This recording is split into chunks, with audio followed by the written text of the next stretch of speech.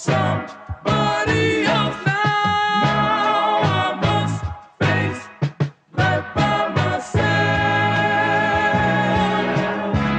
You broke so many rules at school. I took the blame for you.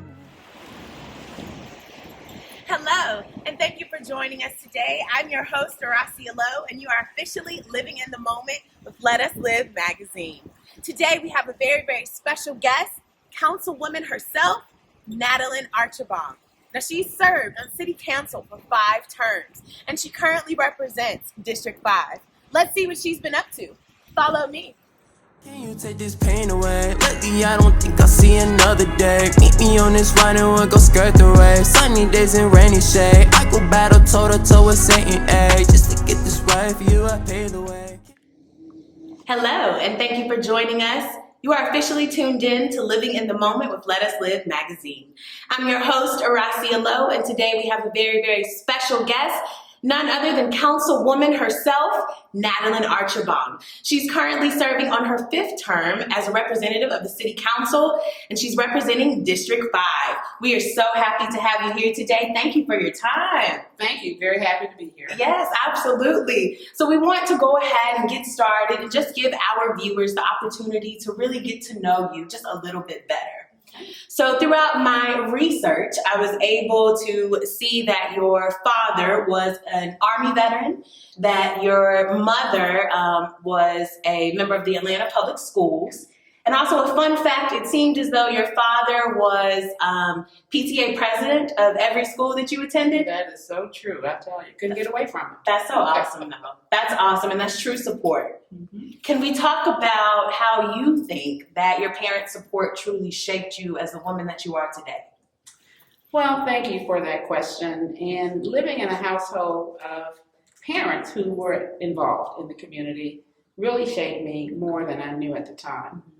My dad was not only the PTA president, but he was also a volunteer. He helped found the neighborhood association group in our community. The East Atlanta Community Association is still going on today. Yes. And my mom, being a school teacher in the community, when she would walk home, and she did walk home from school, it looked like the Pied Piper with all the little people running behind her. She still today helps some of her former students with their homework when they're in college.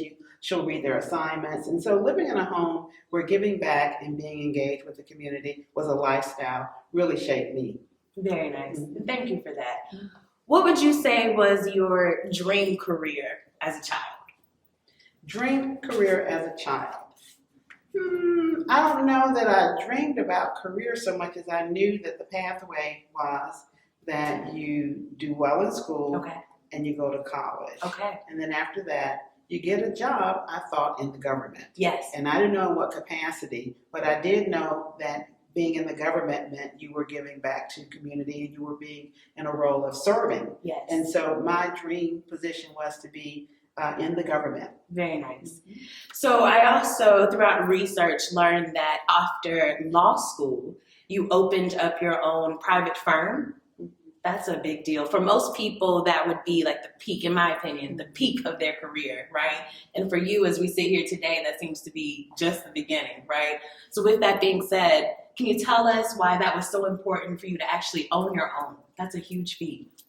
Well, and not only did I open up my own law practice, I opened it up in the community where I lived and where I was raising my daughter. And it was so important for me to have an office that was near the people that I knew and loved and that would serve them. The kind of law that I practice is mainly family law and bankruptcy law. Someone told me years ago, romance without finance is a nuisance.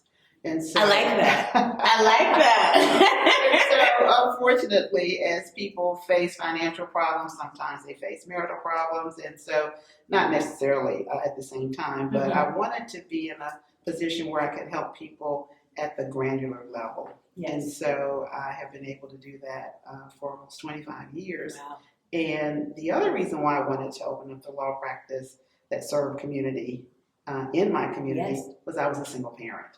And I wanted to be able to be there for my daughter. Absolutely. I brag all the time that she never once had to ride the school bus home because I was sitting out there waiting on her. And she wanted to ride the bus. But I just had my schedule so that I could pick her up every day. And that meant a lot to me because she didn't have her dad in her life. Mm-hmm. And you were able to kind of cascade that support that your parents gave to you to her. Very nice. Very nice. So speaking of your continued work of being able to help all of those around you, I know that you sponsored a community coat drive for Martin Luther King Day. Can we talk about the importance of that to you and for the city of Atlanta? Certainly. And that was during COVID-19 is still with us. I was about to say during COVID, but COVID is still here with us. And what we wanted to do, we found through COVID, and I'm speaking now as an elected official, we found out through COVID so many vulnerabilities within our community. Food insecurity, access to health care, working in a safe environment. Many of our frontline people turned out to be people of color and were most at risk. And so the coat drive was designed to, one, affirm community and to say, we know that this is a time of lack, this is a time of great kind of uncertainty. And so we found that there were a number of families that did not have adequate outer clothing. And so we're proud of the donations that came in, the partnerships that we built, and we were able to give out 150 coats to families that needed them. And so it was an amazing day. Very nice. I'm sure it was. I'm sure it was. And I'm sure for you, the feeling of being able to do that, right? Just as a human being, to be able to help out another human being. That's what it's all about, right? That's right. And it was also good in that we allowed for, say, the children to pick out the coat that they wanted. And so, you want people to have dignity. Yes. And this is all about community. There's nothing wrong with needing, but there's something wrong with having that need not being addressed. And so we wanted to address that need. Absolutely. Not being addressed or fear to even be able to ask. So good for you. And thank you for that. In your list of many achievements, right, you also founded the East Atlanta Business Association. Big deal.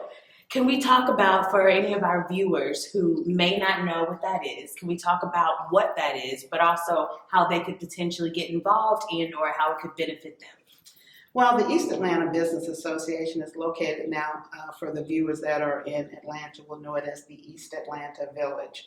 And we wanted to, it was a number of entrepreneurs, small business owners who were pulling themselves up by their bootstrap. And as I watched that, I said we should work together because there's some common things that we would want to have.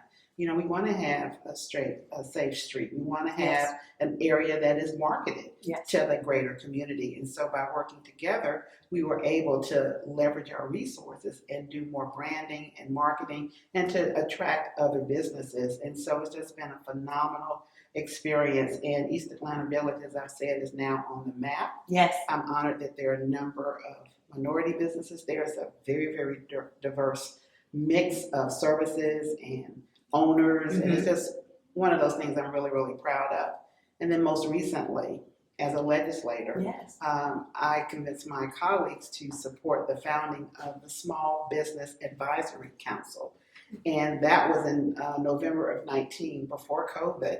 And that group now is meeting to look at the specific needs and concerns of small businesses in the Atlanta area. Nice. And we're having some really phenomenal conversations, real transparent conversations about financing, about this COVID response, about access to capital in a way that isn't a barrier for those who are just starting. So many of the programs now, you have to have been in business for a number of months, a year or more. What about those startups that got caught in the crosshairs of this? So this has been an amazing journey. Absolutely. And good for you. You mentioned earlier that, excuse me, you have been in business yourself, right, for 25 years. So to be able to take all of your knowledge and experience and then kind of transcend and help others evolve is a true thing. That's great. It's our duty and responsibility to give back. We have to. Yes. I love that. And I feel that it's genuine. So that's awesome. Yes, ma'am. So in addition, the list goes on, right? But it's all great things. I know that you also sponsored a zoning legislation. And in reading, it seemed to create 1,600 jobs. Yes, that was when I was a newer council member. We had the opportunity to rezone some land that was industrial.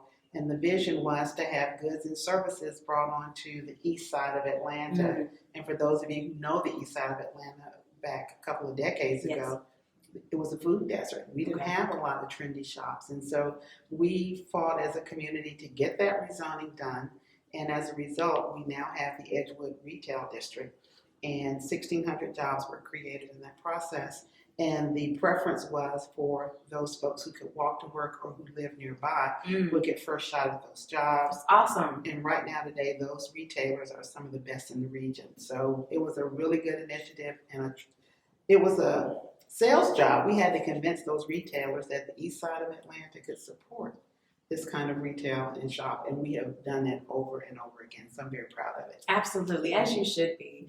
And what I love about it is when you think about the creation of 1,600 jobs, right? Then you think about all the other layers that affects in terms of, people being able to support their families, right? You mentioned food insecurities, everything that we need as humans for our basic needs, right? So it's even much bigger than just 1,600 jobs. It's even bigger than that on a larger scale. Right, it's the quality of life too, because when you get your food, say at a shop around the corner, the convenience store, and you get the honey buns and the cookies and the Coke, which we love.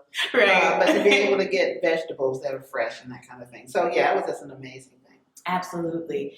So I can tell that you're very passionate about the city of Atlanta. What would you say that you love most? I love our history. I love that we can claim Dr. King. Yes, we can. I love that we can claim the busiest airport in the world. I love that we are a welcoming city. I love our HBCUs. Yes. We are a city where if you want to do it, you can do it here. I mean, from the entrepreneurial spirit to we've got great sports. I mean, we've got great entertainers. We're the Hollywood of the South. Yes. What's not to love about Atlanta?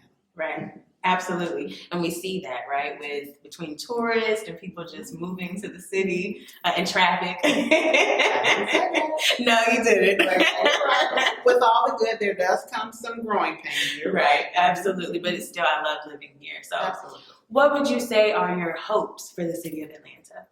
Well, my hope for the city of Atlanta, we have been named the city with the largest income inequality in the country. Which means if you're born in poverty in Atlanta, the likelihood of your being able to raise yourself out of that position is incredibly difficult. I want for Atlanta to bridge that inequality divide. Wow. I think through entrepreneurship, I think through strong educational programs, I think we have to instill in our young people hope, and in their parents a pathway to a living wage. And so that is my biggest hope for Atlanta. That's beautiful. That's truly beautiful. You've done all of these wonderful things. I have to ask, how do you balance it all? Work-life balance. Yes. Well, I get strength from giving back, oddly. And so as I am busy giving back, it is a sort of refreshing in a way. But I do love to read. Okay. And I do love walking my dog. Okay. And so I do things that are relaxing, and I am a woman of faith. And so that is incredibly helpful to stay grounded spiritually. So it's a rounded life. Yes, ma'am. Absolutely. What would you say are your hobbies, just for our viewers to get to know you a little bit better? I know that you like to read. I do. What other hobbies do you have? This is crazy, but I enjoy rolling coins. Okay. I do. When they say there's one of those stores in our community, it's a store and a little restaurant, they put on Facebook that they needed some coins. Well, I had them. Okay. I don't know, something about rolling them up and putting them together and the repetitiveness of it. It's one of those things that I sort of enjoy doing, which is really crazy. No, that's not crazy. And I enjoy watching HGTV for home renovation projects and that kind of thing. Okay, absolutely. What would you say that you enjoy about it the most? Just the creation or the creative process? The metamorphosis, right? You start off with something that looks like it needs to be maybe torn down or not as valued or as useful in the space of housing. And then you find out through just focus and attention and creativity, you wind up with an attractive living space. I just find that amazing. I enjoy that show too. So all good. Understood. Yeah. So a little fun fact throughout my research as well, I saw that you have a fun nickname. It seems as though it might be NATALYN. Well, yes. Can we talk about kind of what that means and how that nickname evolved for you? Well, I didn't pick it, but I guess I have a reputation on council, on the city council. I'm always going to fight for the least of these. And so there have been a number of places where that came into play when we had to increase our water sewer rates back years ago because of our failing infrastructure. And now looking at Flint, Michigan, and now in I think Jefferson, Mississippi, Jefferson County, we know the importance of having clean water. Yes, ma'am. But we were voting to have the highest water rates in the country. And I kept fighting for the least of these, and I kept trying to get the rate lower and lower. And there's some winners and some losers. We did get the rate that I think was the minimum that we could to do the work that needed to be done. And after all of that battling was over, one of my colleagues said, "Battling that, fighting for the people." So it's kind of stuck. Absolutely, fighting for the people. Very nice. What would you say has been the most memorable moment to you thus far throughout your career? As an elected official? Yes, or anything that you'd like to share, but feel free as an elected official, definitely. Most memorable moment? Well, as a parent, having a daughter who has in her own right become an attorney and has she's a world traveler. And so watching her come from this little place called East Atlanta and to spread her wings in the way that she has makes me awfully proud and happy. And as a city, I'm proud we've done some things like we did the elimination of the cash bail. We no longer criminalize poverty. So if you get arrested on a municipal offense and you don't have money, you can sign yourself off if you are not a chronic offender. And so we did away with the need for someone to put up bond money. Wow. And so that was a proud moment. And decriminalizing marijuana as well, because so many of these traffic stops that resulted in some of these horrible outcomes between the police and citizens, we took that off the table here in Atlanta. Wow. And I was the chief sponsor of both those. So those were very, very important. Very important and very impactful. Very impactful on a huge scale for a multitude of reasons. Yes. Yes, ma'am. Thank you for that. Yes, ma'am. What would you say are some people, switching gears just a little bit, some people throughout your career that you never thought you'd have the opportunity to meet, and then you looked up and they were right in front of you? Oh my goodness. Oh my goodness. That happens quite a bit. Well, I was honored to have met Herman Russell, who's responsible for some of the developments around town. He's African American. He's deceased now. He was an African American developer. And so having the opportunity to meet Mr. Russell was amazing. I've met Hank Aaron, Andrew Young. I think of some women, of course. I get to see Mayor Bottoms whenever. Yes. I have a mayor named Keisha. Yes. And I love it. Yes. So we have access at City Hall to just about everybody in every walk of life. And so it has become commonplace to be in rooms with people, as Hamilton said, in the room where it happens. So there's been a number of personalities like that. Absolutely. So throughout your career, you've been able to, as we've discussed today, do a number of things. I have to ask, I know that you mentioned earlier it kind of fulfills you, but can we talk about just that fulfillment, what it really feels like to be able to do things that are truly impacting people's lives? You mentioned kind of the decriminalization, of things that certainly impact lives, traffic stops. Can we talk about that just a little bit deeper, what that really means to you? Well, it means that the government is really helping and not hurting community. And so it's important.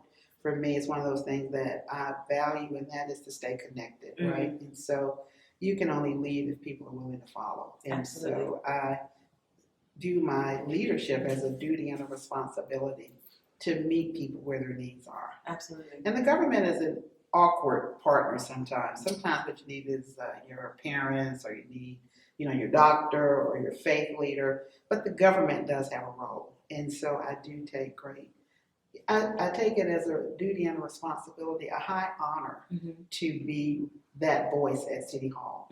That is something that I've learned at the granular level from being with people, taking their mission, their message, their passion to City Hall, and to make sure that the policies that we set reflect their values and their needs. So that's really important. Absolutely. Do you have any advice for anyone that is interested in becoming a council person? I do, and this Okay. is, as my daughter said, it's old school. Okay. But everything old and broken. Okay.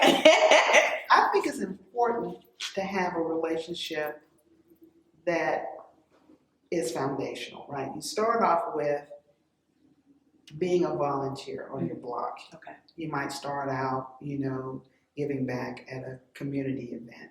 But I do think it's important, if you want to be in the position of power, do the work at the beginning where you have earned the right to sit at that table. And by earn, I mean you've learned about people, you've learned about their needs, you've learned about the challenges, and you are preparing yourself to then apply all of those lessons learned in a way that you don't forget who invited you to the dance.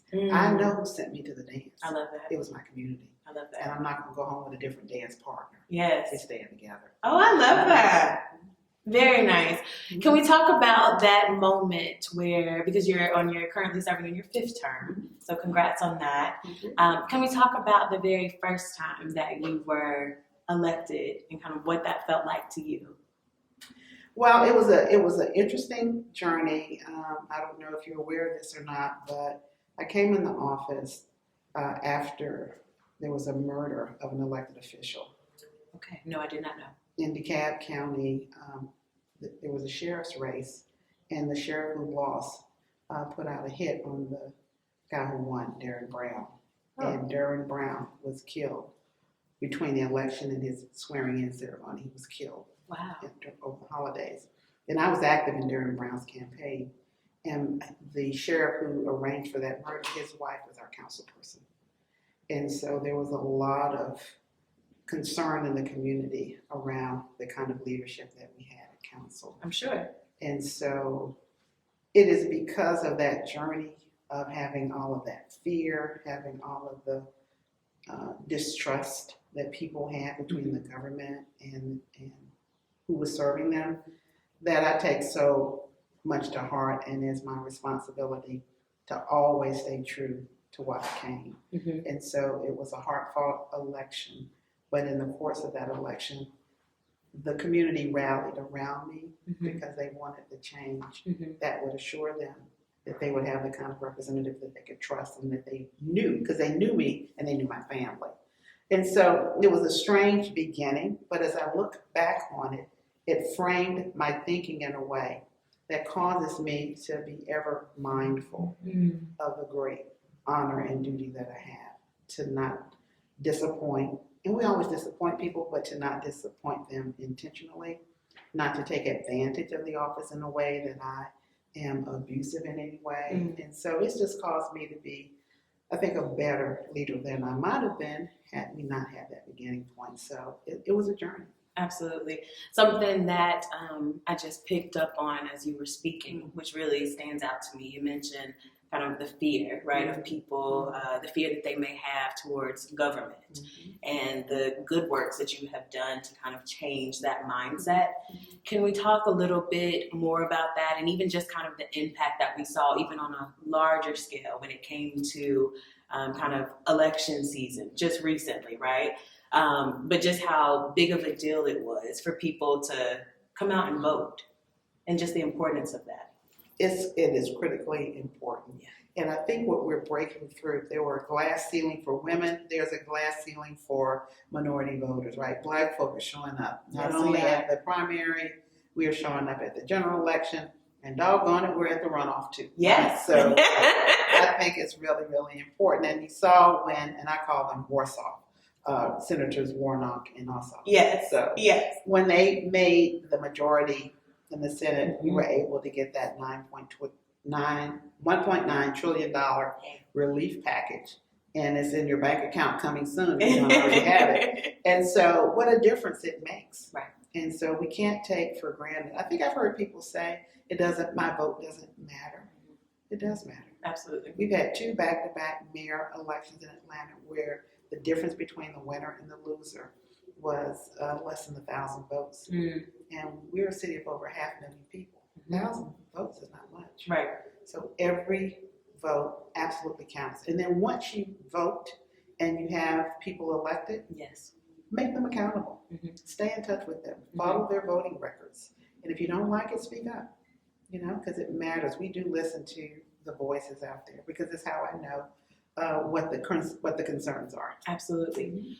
What advice do you have just for our city and, to be honest, just our viewers in general in terms of keeping that energy up for voting? Well, don't get weary in well doing, which is the old saying, but to stay engaged. This is some important work that we are doing as we look at this recent unfortunate situation. Just horrific to have the Asian American community on edge now due to the mass shooting, right? Yes, ma'am. We don't have a moment to spare. We don't have any time to rest. We need to stay vigilant because the need is great. And every day that we have breath in our body, we need to be about building that beloved community that Dr. King referenced. And so it takes all of us doing our part in that stage. That means that you have to stay aware. Absolutely. You have to stay invested. Absolutely. And you definitely have to vote. Absolutely. Very well said. So switching gears just a little bit, here at Let Us Live magazine, we're currently working on our issue number 4. Yes, we're very excited, and it's entitled Legends and Legacy. So of course, with that being said, I have to ask, what legacy do you hope to leave the world? The world. Yes. What legacy do I hope to leave the world? Well, in the elected official space, which is the space I'll stay in right now, Yes. that transparency and accountability matter. I do try really hard to, if a question is asked of me, to give the answer that I really think and to continue to listen. I think that the legacy that I hope I leave is that people didn't always agree with me and I didn't always agree with them, but I always listened. Yes, And I always tried to find that common ground. So I hope that is my legacy. Yes, ma'am. And with that being said, you mentioned that you do hope that you're able to kind of answer questions as they are posed to you, and you've done just that today. So thank you so much for your time. It's been an honor and a pleasure to just listen to you. So I genuinely mean that. So thank you. You're welcome. You have to do knuckles. Yes, absolutely. Oh, it's official. I love it. Until next time, everyone, I'm your host, Oroscia L. Thank you for tuning in to Living in the Moment with Let Us Live magazine. Another day and it's another blessing. Yeah, another time, but yet it's still depressing.